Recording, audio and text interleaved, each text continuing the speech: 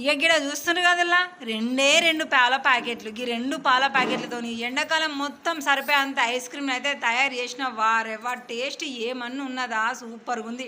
ఇక ముందుగాలైతే ఇక కిచెన్లో యుద్ధం చేయడానికైతే మొదలు పెట్టేసిన. ఇక పెద్ద గిన్నె తీసుకొని రెండు పాల ప్యాకెట్లు అయితే మంచిగా కట్ చేసిన.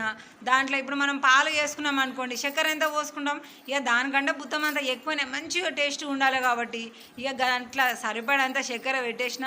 ఇక మంచిగా మంట మిడిల్లో పెట్టేసిన. మిడిల్లో పెడితే మంచిగా పొంగి కింద పడాయి, చిన్నగా పెడితే లేట్ అవుతుంది, పెద్దగా పెడితే మొత్తం పొంగిపోతాయి కదా. ఇక ఇంకొకటి చిన్న పాల ప్యాకెట్ తీసుకొని ఆ పాల ప్యాకెట్ మొత్తంలో కూడా కస్టర్డ్ పౌడర్ వేసేసిన. అంటే నేను మర్చిపోయి గిన్నెలో గుమ్మరిచ్చిన, లేకపోతే అందులోనే ఆపేది ఉండే కానీ మర్చిపోయినా నేను. అందుకనే మళ్ళీ దబ్బున ఉరికిన చిన్న పాల ప్యాకెట్ తీసుకొచ్చి మంచిగా 8 స్పూన్లు అంతా కస్టర్డ్ పౌడర్ తీసి కలిపి అదిగా వేడి పాలలో పోసి చిన్నగా కలుపుకుంటున్నా.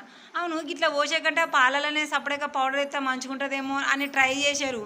అట్లా మాత్రం అస్సలే కుదిరేది, కరెక్ట్గా మీకు ఐస్ క్రీమ్ అనేది రాదు, ఖచ్చితంగా మిస్ అయిపోతుంది. కాబట్టి ముందు పచ్చి పాలలో కలిపినాక వేడి పాలలో కలుపుకోవాలి. అది ఇట్లా దగ్గరికి అయ్యేదాకా చిన్న మంట మీద కలుపుకొని ఉంచుకోవాలి. ఇక దగ్గరికి అయిన తర్వాత మరి మిక్సీ పట్టాలంటే వేడిగా పట్టలేం కదా, ఒక గంట సేపు పడుతుంది, పక్కకు ఉంచుకోవాలి. మంచిగా పాలు చానునే ఒకటి గంట సేపు పడినాక చల్లారినాక మంచిగా మిక్సీ పట్టుకుంటే సూపర్గా అవుతుంది. ఇక దానిపై మీకెళ్ళి మంచిగా ఇట్లా బాదం జీడిపప్పులు కట్ చేసుకొని ఫ్రిడ్జ్లో పెట్టేసి ఇక 24 గంటల తర్వాత తీసినామంటే చూడాలి ఐస్ క్రీమ్ మస్తుగా రెడీ అయిపోయింది. ఇక నేను నిజంగా బయట దొరికే ఐస్ క్రీమ్ల కంటే ఇంకెక్కువనే, అంటే ఇక మీరు బాగా ఫీల్ అవుతారు కావచ్చు, కానీ ఇక దానితోనే సమానమైన అనుకోండి. నిజంగా చెప్పాలంటే హార్ట్ఫుల్గా ఆ టేస్ట్కు మించి ఈ టేస్ట్ అయితే మాత్రం 100%గా వచ్చింది. నేనైతే చెప్తున్నా కదా సూపర్గా వచ్చింది.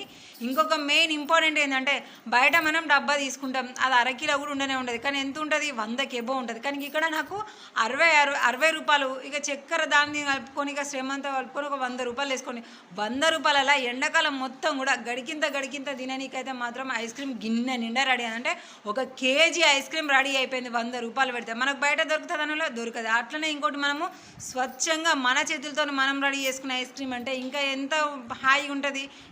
ఇది అంతా బంద్ చేసి సప్పుడు ఒక్కొక్కసారి మీరు కూడా ఐస్ క్రీమ్ చేసుకొని తిని చెప్పు.